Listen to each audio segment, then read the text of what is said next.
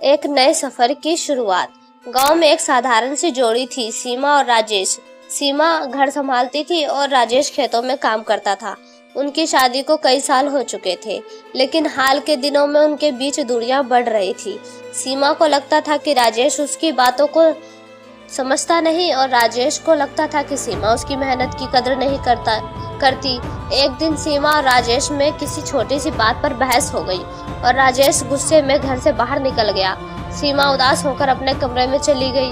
उसी रात गांव में एक बुजुर्ग व्यक्ति ने राजेश को समझाया, बेटा, शादी एक बगीचे की तरह होती है। अगर हर रोज उसकी देखभाल न की जाए तो उसमें कांटे उगने लगते हैं।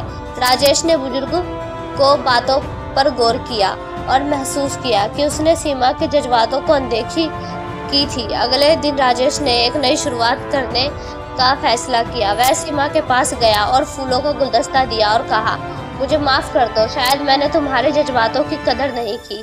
सीमा के आंखों में आंसू आ गए। उसने अपनी गलतियों को स्वीकार किया और कहा, मैं भी तुम्हें समझने की कोशिश करूंगी। चलो हम मिलकर इस रिश्ते को फिर से संवारते हैं।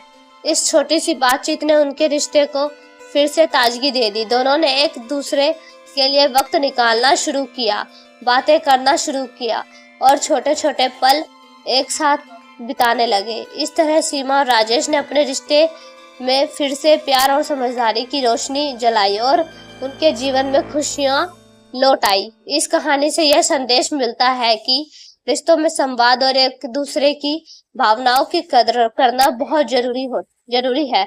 छोटी छोटी बातें भी बड़े बदलाव ला सकती है। बस जरूरत है तो उन्हें समझने और सुधारने की।